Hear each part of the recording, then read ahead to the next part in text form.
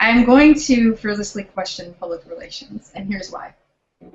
First of all, I write a blog called SpinSucks and a book of the same name. Yeah, the reason being is that when you say that you're a communicator, or in my case, people will say, what do you do for a living? And I say, I own a PR firm, and they say, oh, you're a spin doctor, or oh, you lie for a living. And it's always kind of like, actually no to either of those things, and it's pretty disappointing to hear people, just complete strangers, if you're on the plane or in a networking event or wherever you happen to be, have complete strangers have that perception of the PR industry.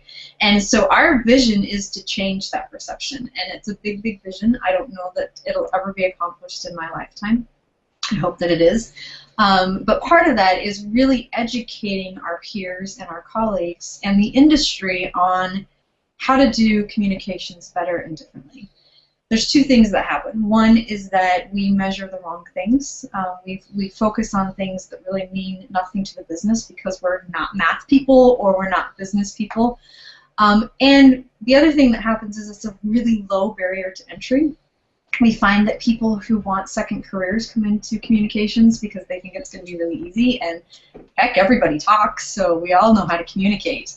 But it's a whole lot harder than that, and it's a lot more difficult to actually communicate for a living. And I think we see a lot of that come to life even in social media, because people say, well, I'm a communicator, and then they go off on a rant about something that ends up becoming a big crisis for them because they're actually not a communicator.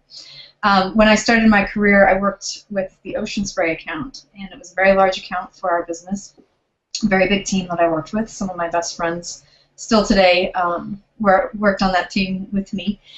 And I remember sitting in the boardroom after 1 year of a really successful campaign. We had gone out, and I don't know if you've ever seen a cranberry harvest, but what they do is they flood the bogs so that when all the water comes up, it unattaches the cranberries from the vines, and so they all float to the top. So you have this gorgeous field full of water and cranberries, so it's almost this red water that you see at the top, and then they go through, of course, and just kind of scoop up the cranberries and bring it on. So one of the big campaigns that we did to launch their 100% juice line was to send photographers out during the cranberry harvest and take photos of it. So we had one guy that did black and white photos, we had one guy that did generational photos, so the cranberry farmers themselves and how many generations. I mean, there was one cranberry grower that had 5 generations working on the farm with him, and then another guy who did watercolors, so he took pictures and then he created watercolors from them. Really successful. We went around the country, we did a traveling art exhibit, we sold stationery with the same images, we actually sold the product, the paintings and photos themselves. It was a very, very successful campaign from a PR perspective.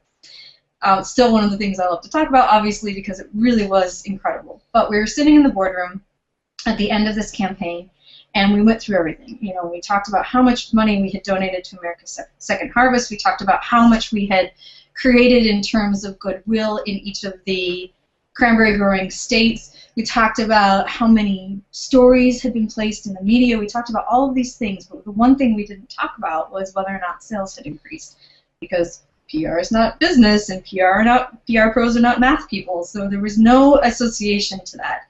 And I remember the chief marketing officer said, "This is a fantastic campaign. By all intents and purposes, it was really, really, really successful, but our sales are down, we have growers leaving the co-op, you know, all of this stuff is happening, and even though this was a successful PR campaign, it did nothing to help us keep growers and to help our growers sell the product." And I remember at the time, and I was maybe 27 or 28, thinking there has to be a better way. And that's one of the things we talk about all the time is, and I actually just took some guy to task about it because he was talking about media relations and how we have to get media impressions and advertising equivalency, and for those of us in the industry, we know that what those mean, and they're kind of bunk measurements. And I just took him to task on Twitter a little bit, tried to be nice about it, but you know, that's not the only thing that we do. And in today's day and age, with with all of the data that we have available, we have the opportunity to measure our efforts to real results. It's not about math, it's not about business, it's about data and reading the information that we have available to us.